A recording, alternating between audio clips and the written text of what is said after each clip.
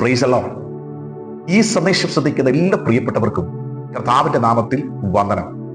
അപ്പോസ്തല പ്രവൃത്തി 9-ാം അധ്യായം, അതിൽ ക്രിസ്തു ശിഷ്യയായിരിക്കുന്ന തബീതയുടെ മരണവാർത്ത അപ്പോസ്തലനായ പത്രോസിനെ അറിയിക്കുകയും പത്രോസ് ആ ഭവനത്തിലേക്ക് കടന്നു വരുമ്പോൾ തബീതയുടെ മൃതശരീരം ഒരു മാളികയിൽ കിടത്തിയിരിക്കുന്നതും അനേകം വിധവമാർ അവളെ ഓർത്ത് വിലാപം കഴിക്കുന്നതുമായി നമുക്കവിടെ കാണുവാൻ കഴിയുന്നതാണ്.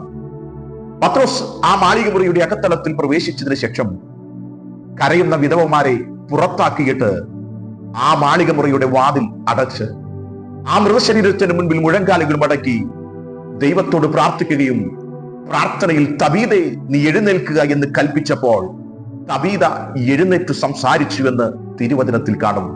പ്രിയരെ, പ്രതീക്ഷകൾ സകലതും അസ്തമിച്ച മേഖലയിലാണ് ഭക്തൻ മുഴങ്കാലുകൾ മടക്കിയത്. ഇനി ഒരിക്കലും മടങ്ങി വരികയില്ല എന്നുള്ള ഒരു വിഷയത്തിന് മുൻപിലാണ് അപ്പോസ്തലൻ മുഴങ്കാലുകൾ മടക്കിയത്. പ്രതീക്ഷയോടെ വിശ്വാസത്തോടെ മുഴങ്കാലുകൾ മടക്കി ദൈവത്തോട് അപേക്ഷിച്ചപ്പോൾ ദൈവം തന്റെ പ്രാർത്ഥനയ്ക്ക് മറുപടി കൊടുക്കുവാൻ ഇടയായി. ഇന്ന് ഈ സന്ദേശം ശ്രദ്ധിക്കുന്ന പ്രിയരെ, നിങ്ങൾ സമാനമായൊരു സാഹചര്യത്തിന് നടുവിലാണോ? പ്രതീക്ഷകൾ നഷ്ടപ്പെട്ട ഒരിടത്താണോ നിങ്ങൾ ആയിരിക്കുന്നത്?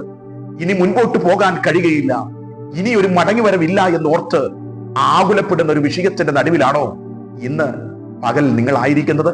നിങ്ങളോട് ദൈവത്തിന്റെ പരിശുദ്ധാത്മാവ് ഈ തിരുവചനത്തിലൂടെ ദൂത് സംസാരിക്കുകയാ. പ്രതീക്ഷകൾ അസ്തമിച്ച മേഖലകളിൽ ഇനി മടങ്ങി വരവില്ല എന്ന് പലരും പറഞ്ഞ വിഷയത്തിന്റെ നടുവിൽ ദൈവം നിനക്ക് വേണ്ടി ഒരു അത്ഭുതത്തിന്റെ വഴികൾ തുറക്കുമെന്ന് പരിശുദ്ധാത്മാവ് ഈ തിരുവചനത്തിലൂടെ നിങ്ങളോട് ഇടപെടുകയാണ്.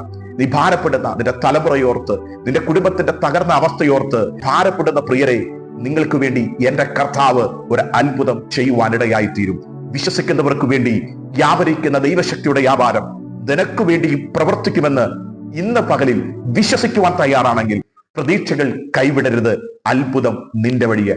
ഏത് പ്രതിസന്ധികളുടെ നടുവിലാണെങ്കിലും, ഏത് വെല്ലുവിളിയുടെ നടുവിലാണെങ്കിലും നിനക്ക് വേണ്ടി അത്ഭുതത്തിന്റെ വഴികൾ ഒരുക്കുവാൻ എന്റെ കർത്താവ് മതിയായവനാണ്. ദൈവം നിങ്ങളെ ഏവരെയും അനുഗ്രഹിക്കട്ടെ. ഈ വചനം നിങ്ങൾക്കൊരു വിടുതലായി മാറട്ടെ. ആമേൻ. Praise the Lord.